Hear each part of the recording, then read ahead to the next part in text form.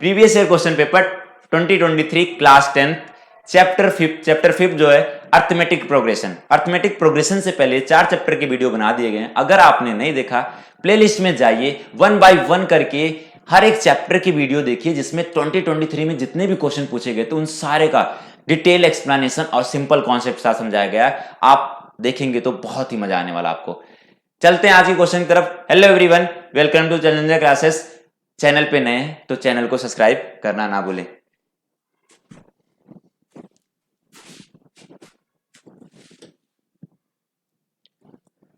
Question जो है, if the sum of first N term, ये बोलने कि स्टार्टिंग से एन टर्म का सम दिया हुआ 3n² प्लस n एंड इसका क्या दिया हुआ कि कॉमन डिफरेंस दिया हुआ। कॉमन डिफरेंस कितना दिया हुआ? 6 दिया हुआ। हमें क्या फाइंड करना है? फर्स्ट टर्म फाइंड करके बताना। क्या फाइंड करके बताना है? फर्स्ट टर्म फाइंड करके बताना है। तो अगर उसको फाइंड करना है, ठीक है, तो सबसे पहले हम क्या करते हैं, देखो कैसे ये होता है कि अगर a1 a2 a3 a4 a5 ऐसे करके डॉट डॉट डॉट ये चल रहा है, कहां तक? an तक चल रहा है। इसको मैंने बोला ये जो है वो AP में। किसमें? AP में। किसमें है? AP में। बहुत ध्यान से समझने की कोशिश करिए। AP में, ठीक।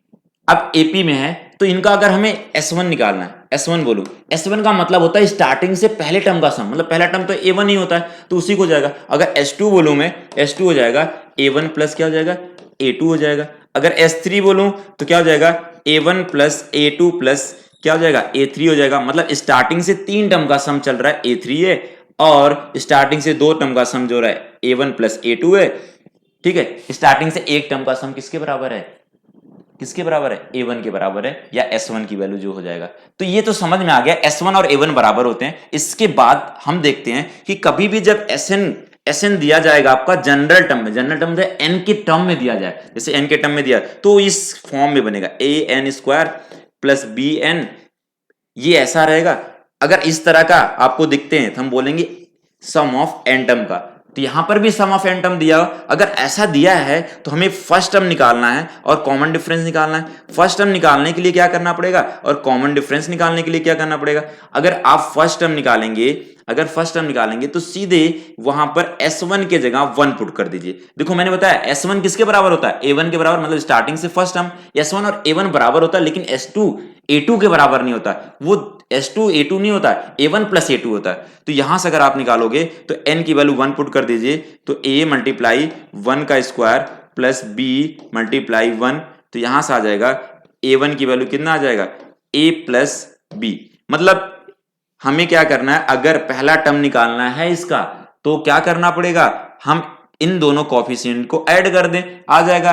अगर हमें कॉमन डिफरेंस निकालना है, क्या निकालना है? Common difference.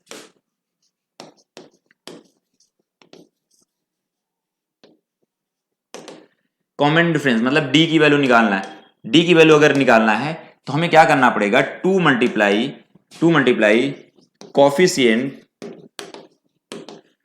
Coefficient of n²।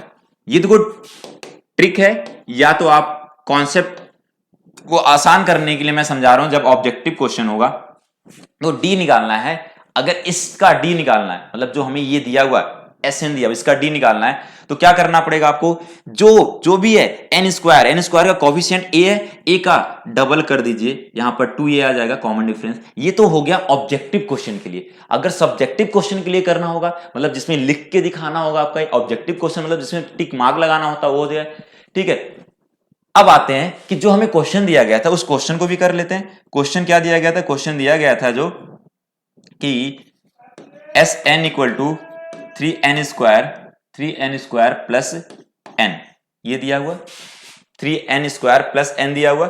अगर हम इससे देखें, इसको देखें हमने, तो क्या हो जाएगा कि इससे हमें पहला टर्म निकालना है, A1 की वैल्यू या S1 की वैल्यू निकालना है। तो हम क्या करना है, जहां पर n है वहां पर क्या पुट कर देंगे? 1 प्लस 1, ठीक है, 3 प्लस 1, और आ जाएगा किसके बराबर? ये 4 के बराबर। तो इसका जो फर्स्ट टर्म आने वाला है वो किसके बराबर आएगा? वो 4 आएगा। क्या आएगा? 4 आएगा। तो ये तो आपको क्वेश्चन पहला टर्म पूछा गया, लेकिन इसका कॉमन डिफरेंस तो दिया हुआ था। D की वैल्यू पहले से दिया। देखो चेक करते हैं इससे निकाल के। अगर इससे D की वैल्यू, देखो ये क्वेश्चन बहुत आसान है। अगर D पूछा जाता तब आपके लिए टफ होता। कॉमन डिफरेंस पूछा जाता है तब टफ होता है। तो आपको क्या करना पड़ता है, एन स्क्वायर के कॉफिशिएंट का डबल करो। एन स्क्वायर का कॉफिशिएंट 3 है, 3 का डबल करोगे तो क्या मिल जाएगा, 6 मिल जाएगा। ठीक है, वही आंसर है। देखो मैंने बताया नहीं आपका एक फॉर्मूला बना के यहां रखा है, इसको आप ध्यान से रखिए जिससे आपका सारे कॉन्सेप्ट क्लियर हो जाएंगे। और जब भी हम प्रॉपर मेथड से करेंगे तो अगर क्वेश्चन में पूछा जाएगा उस क्वेश्चन में जरूर डिस्कस करने वाले। ये क्वेश्चन आपको अगर समझ में आया हो, सारे कॉन्सेप्ट क्लियर हुए तो एक कमेंट करना ना भूलें और अपने दोस्तों को भी शेयर करना ना भूलें जिससे उनका भी फायदा हो पाए। आज के लिए इतना ही, धन्यवाद।